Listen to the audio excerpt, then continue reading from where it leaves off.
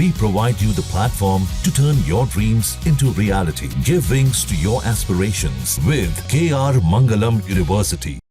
TV या mobile पर आपने अक्सर विज्ञापन सुना होगा, टीम बनाइए और 2 घंटे में करोड़पति बन जाइए। ऐसे विज्ञापन लोगों को जल्दी अमीर बनने का सपना दिखाते हैं। कई लोग अपनी परेशानियों और पैसों की तंगी से निकलने के लिए इन ऐप्स पर खेलना शुरू कर देते हैं, लेकिन ज़्यादातर बार वे जीतने के बजाय पैसे हार जाते हैं और इन खेलों के जाल में फंस जाते हैं। अब सरकार ने ऐसे ऑनलाइन गेमिंग और सट्टेबाजी पर रोक लगाने के लिए संसद में एक नया बिल पेश किया है। केंद्रीय मंत्री अश्विनी वैष्णव ने विपक्ष के हंगामे के बीच लोकसभा में ऑनलाइन गेमिंग संवर्धन व विनियमन विधेयक 2025 पेश किया, जिसे निचले सदन ने पास कर दिया।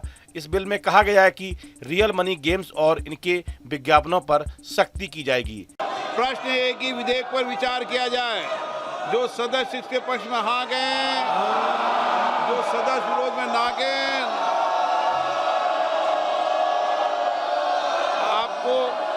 आपको ये पता है ना आप किस पे ना कर रहे हैं? सुनाई दे रहा आप किस पे ना कर रहे हैं? जो विरोध में वो ना गए, मेरे विचार में निर्णय हाँ वालों के पक्ष में विधेयक पर विचार करने तो प्रस्ताव को स्वीकृत किया गया। अब सभा विधेयक पर खंडवार विचार करेगी।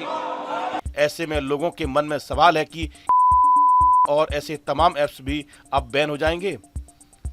जिस बिल को लोकसभा में पास किया गया है उसका पूरा नाम promotion and regulation of online gaming bill 2025 है। इसका मकसद ऑनलाइन गेमिंग में ट्रांजैक्शन और विज्ञापन को पूरी तरह से बैन करने का है, यानी ऑनलाइन गेमिंग में आप पैसों का लेन देन नहीं कर सकते। अगर कोई गेमिंग ऐप ऐसा करती है तो उसके खिलाफ कार्रवाई की जाएगी और जेल तक का प्रावधान है। कुल मिलाकर ऑनलाइन सट्टेबाजी वाले ऐप्स अब इस बिल के बाद नपने वाले हैं। सरकार की ओर से सदन में पेश किए गए इस बिल में पैसों के इस्तेमाल से खेली जाने वाले ऑनलाइन गेम्स पर पूर्ण प्रतिबंध की बात कही गई है। इन गेम्स के कारण बच्चों और युवाओं को इसकी लत लग जाती है।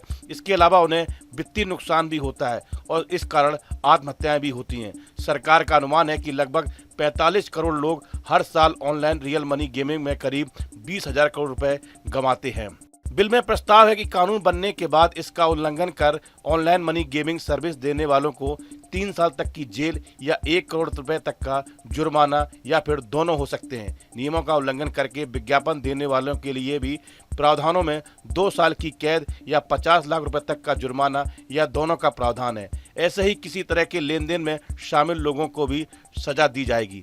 बार बार उल्लंघन करने वालों को 5 साल तक की सजा के साथ जुर्माना भी लगाया जा सकता है। इन चिंताओं में मनी लॉन्ड्रिंग, अवैध फंड ट्रांसफर के लिए डिजिटल वॉलेट्स और क्रिप्टो करेंसी का इस्तेमाल, इन प्लेटफॉर्म्स का आतंकी संगठनों द्वारा मैसेज और कम्युनिकेशन के साधन के रूप में इस्तेमाल होने की आशंका और विदेशी संस्थाओं द्वारा भारतीय कर और कानूनी दैत्यों से बच निकलना शामिल है। अगर ऑनलाइन गेमिंग बिल को इसके मौजूदा स्वरूप में लागू किया जाता है तो online real money gaming industry के लिए यह तबाही होगी, जिसके 2029 तक $9 बिलियन की इंडस्ट्री होने का अनुमान लगाया गया। इस इंडस्ट्री पर 28% जीएसटी लगता है, जिसे बढ़ाकर 40% करने का प्रस्ताव दे दिया गया है। भारत में ऑनलाइन गेमिंग उद्योग एक उभरता हुआ सेक्टर माना जा रहा है, जिसका कुल एंटरप्राइज वैल्यूएशन 2 लाख करोड़ रुपए से अधिक आंका गया है। इस बिल को संसद में पेश किए जाने की खबर सामने आने के बाद ही लोग सोशल मीडिया पर कई सवाल पूछ रहे हैं। कई लोग पूछ रहे हैं क्या इससे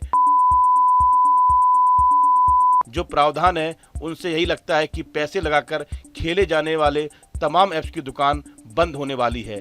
क्रिकेट और बाकी खेलों के लिए कई ऐसे ऐप्स हैं जिनमें पैसे लगाकर टीम बनानी होती है।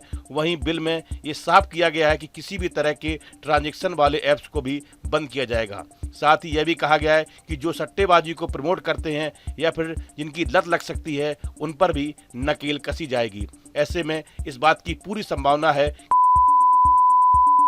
एक्शन लिया जा सकता है। इस वीडियो फिलहाल इतना ही। आप बने रहिए न्यूज नेशन के डिजिटल प्लेटफॉर्म के साथ। जहां भक्ति है हर शब्द में, कथाओं में छुपे हैं दिव्य रहस्य और ज्योतिष देता है जीवन को दिशा। धर्म से जुड़ी हर बातों को जानने के लिए हमारे चैनल स्तुति को सब्सक्राइब करें। चैनल पर जाने के लिए इस लिंक पर क्लिक करें।